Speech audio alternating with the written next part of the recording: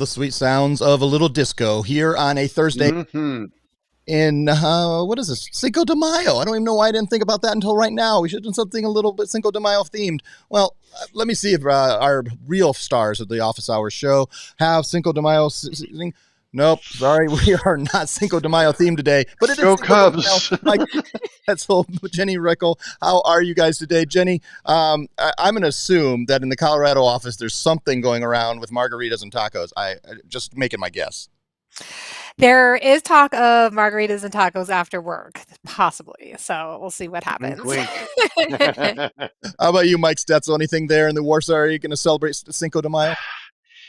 You know what? I don't have anything against Cinco de Mayo. I just don't do anything for it. I think I'm past that age where hey, let's go out 5:30 after work, stay out all night. I might have to find a margarita though, now that you've mentioned it.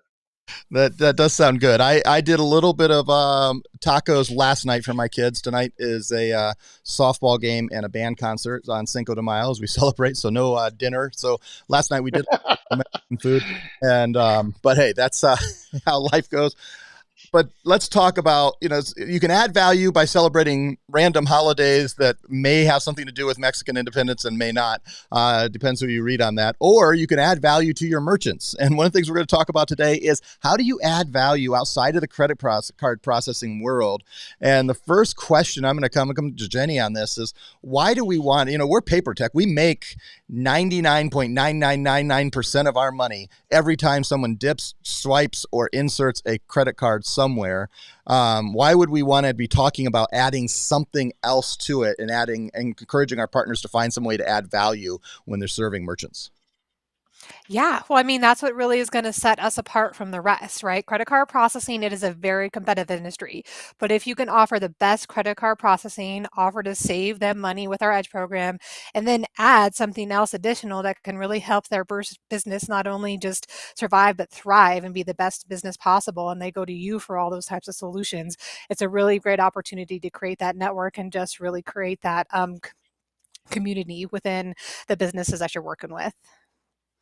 Well, and I think we're seeing that. We see a lot of partners who have a lot of creativity. Now, there are those of you who have been doing this industry maybe for a year, 10 years, 20 years, and you're like, I just go door to door and I make sure that they know that I have the best service, the best rate, the best whatever, and all I'm doing is credit card processing. I'm not adding anything else to it. But we have a lot of partners that come to us, Mike, that have other ideas and other things that they're adding to it. In fact, we may be a way they're making a lot of money, but it's not maybe even the main thing they're selling. It's an add-on. What are some of the things you're seeing that partners are doing and they're selling some of these add-on values that are outside of even the PAYPROTEC world? There's a couple ways I've seen it done. One is the partner approaches us and says, I already sell XYZ, and I would also like to add credit card processing to my offering. So part of XYZ, let's say, is website design. And so I've had a partner tell me that for every merchant that signs up with them to do their processing using Edge pricing is going to get a year free website design and hosting and maintenance. So now this person now has a website with this guy. And most small business people know how difficult it can be to say, okay, we're going to scrap this website and start all over, or we're going to scrap our credit card processor and start all over. So they don't. They're comfortable with this person. And now, because they have two services with them, it makes them even more sticky. Not one of my favorite terms, but it makes them more sticky to us in that they're attached to you for two things. For example, another thing, people that are with us have an opportunity to work with our merchant cash advance partner called Cash Buoy. We introduce you to them. You get your own ID with Cash Buoy. You get a customized link you send your merchant. At that point, you're out of the gig. The merchant clicks the link. They give permission for the company to look at their bank statements. They give them their merchant cash advance, and you get a 10% commission on that just for feeding them the business. So again, this customer now has a loan with you. And how do they repay that loan? They repay that loan through their credit card processing. we've been told by our partners at Cash Buoy, who we've been, working with for 8 to 10 years. I've kind of lost track, but once they have that money, they often will reloan, and they need to stay with your processing account to do so. So that's just a couple of the things that I thought of right off the top of my head. One and earlier, Mike, those are some of those things that are certainly we're seeing offered. And Jenny, you said earlier, it sets you apart, and it changes the conversation, and hopefully is a different conversation and ultimately a better conversation than some of our competitors are having when they're going on the phone and walking in the door. So one of the things when we talk about specifically about Cash Buoy, let's talk a little more about what that specifically looks like, because what we know is merchants want more money. That's why Edge is so popular, because they get to keep a little more money than what they were beforehand, and they can take that 2 to 3% of processing fees that they were paying and put it right back into their business, put it on their bottom line. What is the conversation about an MCA or a merchant cash advance? I like calling it working capital, but working with someone like Cash Buoy, what does that open up, and what doors does that open up that may not be opened up just by starting with credit card processing? It really opens up the conversation to help, again, create that relationship to help invest in their business. So they really go to you as a sales partner, like, hey, I need an add on. So, what it really comes and help with, if somebody wants a point of sale system, they could take an advantage of our cash advance to help pay for this point of sale system that they possibly want to purchase. And then it's a win win. And they're only going to that one point of communication, which is you, the sales partner. So, it's simple for the merchant. They get what they need, and then they repay back through their credit card processing as well. So, it's a really nice process.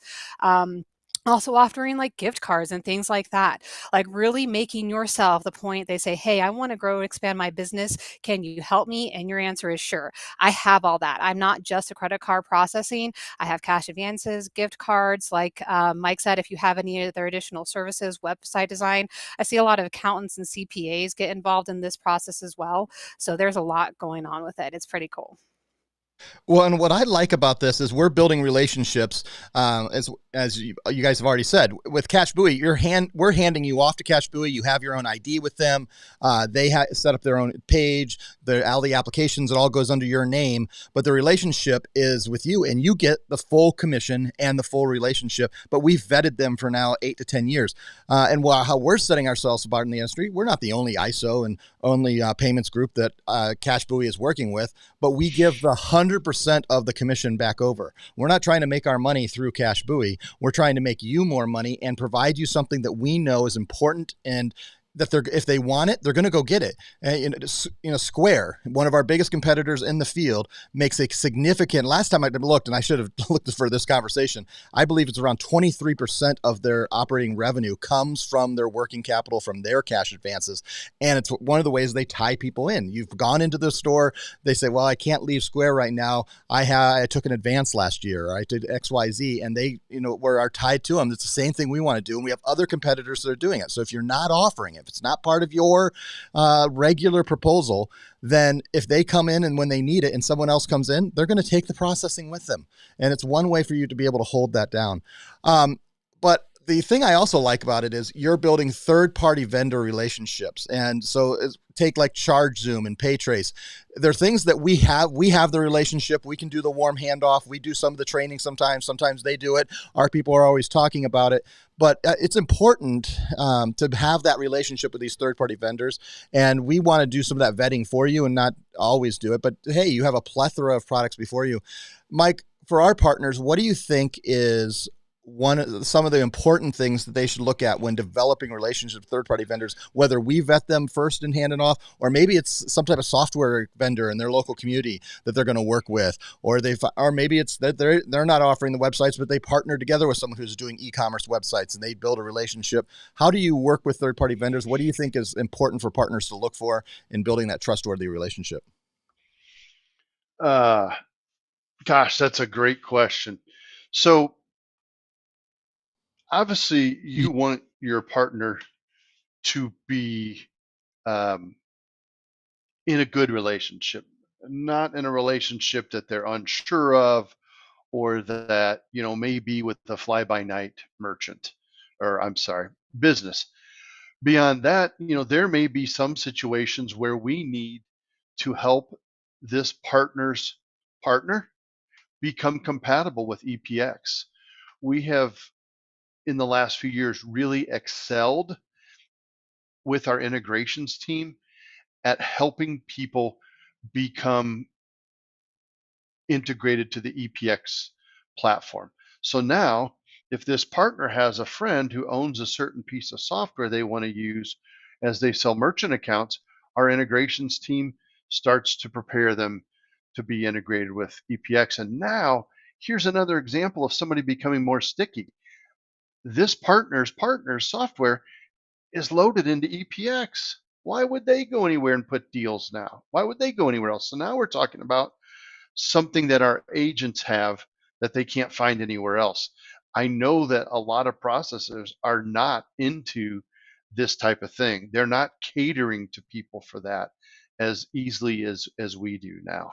Is that what you're kind of getting at, Nate? Is something along those lines, or did No, I miss what you were saying? Okay. no, exactly. And I think part of that, and welcome back, Jenny. You guys didn't see it, but in the background, she lost internet and got back on. So that's how I heard a little something. doing. I didn't know what it was. And one of those things I think about, and Jenny, I'm going to ask you this question, is building these third-party relationships also adds to the webs of support that you're creating. So whether you're adding a hardware like a point of sale system and you're working with a Paradise or Retail Cloud or Mint or any of our other third-party point of sale companies, they're not us, but you get to know them and you get the connection. You say, hey, I'm going to call Jenny to go get that question, because you get to know someone, or I should have used a non, but I'm going to go talk to XYZ person because I've met them, I've been involved with them, I've learned and built a trust and a rapport with them, and that adds one more layer of support. And when you start building a web of contacts, you're really becoming more valuable to the merchant, because they're going to look at you as that consultant and be able to there help. What do you think, Jenny, is the number one thing, or the difference between the partners who get super involved and learn and meet and probably try not to become and work with our third-party vendors, and they actually are getting to know them and meeting them, and versus those who kind of try to stay hands off? What do you think is the success rate, let's use it that way, for them when they're more involved? Do you think they are significantly more successful, or just a little bit? Significantly more successful. A business owner really needs assistance on help making all those background things run smoothly, right? And if you're their go-to person, the longevity of the account is going to stay there. And then all these add-ons, they're a value to the merchant and they're a value to you as well as a sales partner. And then, as Nate was saying as well, that networking, because once somebody gets that really good relationship with you, they'll go ahead and go next door. And next door, I actually had a call from a merchant the other day, and it was just the best call, because they said, I love my sales partner. I want you to know I love my sales partner. And if you need me to do a commercial for that sales partner, I'll do it. Like, they just were so happy and so supportive of this office in their area. And that's really what you have to connect and grow, because that will really help support your business and help things grow. I think that, really building a relationship with your merchants and you becoming the trust doesn't mean you solve everything. You can usually get off the phone pretty quickly and say, hey, I'm going to do a warm transfer. I'm going to, email you and carbon copy. I'm going to, whatever those things are, but it just adds that value, that stickiness that Jenny was talking about. And those are what we really want you to do, to help your merchants, because as they grow, as they thrive, you thrive. And so do we here at PAYPROTEC. It's a perfect little story. Let me do a couple of things. Because a couple of people did say hello. So I'm going to, on our, Patricia said, good afternoon. And then she corrected it and said, good afternoon. So Patricia, thank you for watching with us. Hi there, Patty. I know Patty. I just talked to her. There you go. And then Mark said, good morning. And so obviously you are on the part of the country where we're on the morning side, Mark. Because I said afternoon as we cross into the afternoon here in Indiana on the Eastern time zones. So I just want to bring those up and say thank you guys for chatting and getting involved. We do these live. Most of you are watching it afterwards. We're trying to do them live around noon Eastern time on Thursdays, and just want to have brief conversation. And what I really dream is, and in the coming weeks and months, that you guys are here live asking questions, adding value to this conversation as we do that. Last question for Mike and Jenny. I'll bring them both up here. Are there things, we mentioned websites, we have mentioned Are there other things that I've missed when it comes to adding values? We mentioned point of sale technology, software, things like ChargeZoom and PayTrace, and becoming a little bit more experts and beginning in those contextions. But is there anything else that you would suggest when it comes to adding value specifically outside of credit card processing?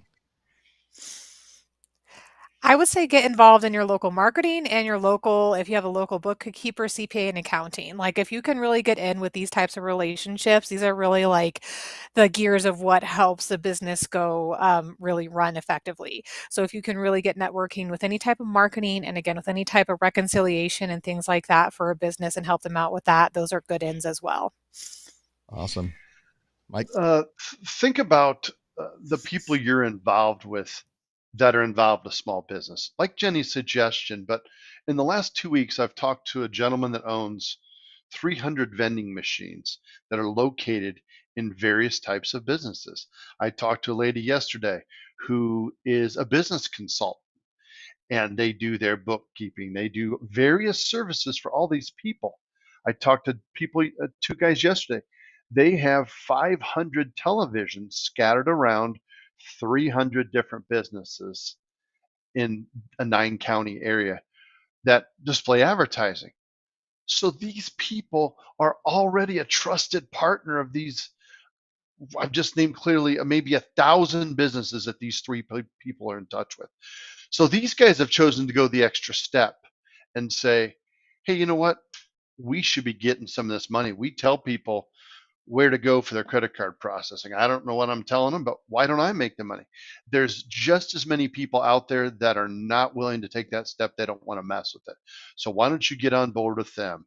Offer them a little bit of a bonus. Offer them a piece of the residuals for all the deals they bring you. Just think of the fact, like I said, they're a trusted individual in that business community already. So I'm telling you, it's out there. It's creative, like Nate said in the very beginning. So it's not just going to fall in your lap necessarily. It's going to cause you to have to talk to people, which is exactly where Jenny was going with, getting involved locally and talking. Just talk. Well, I'm sure we're going to bring this conversation up again, but to close out in our 20 on here live, there's a lot I'd love to know. What software are what are people that sell large kitchen restaurants sell laundry and go into restaurants, or for those who are building e-commerce websites. What are you really trying to learn about catching? We would love to. Hey Nate, you're cutting out bad. Am I cutting out? All right. Yeah, I'm sorry. I didn't want you to. But it may be. I'm not sure for sure. It may be just you're good. Music cutting out, and it may be. Hopefully, it's just on your end and not on the general world's end. Good. We never know. And on that, I'm going to bring everybody up. We're going to say goodbye. We'll be on. I think the next couple of weeks, to my knowledge, we'll be on right on noons on Thursdays, I believe. Yes. So you can count on that around 12 to 12:05 Eastern time. So 9 in the morning, finish your breakfast, do your first round of calls on the West Coast. If you're, you can take lunch with us here in the East Coast, and we're here to hang out on that. Jenny, Mike, thank you guys very much. We say have a Bye. See you, everybody.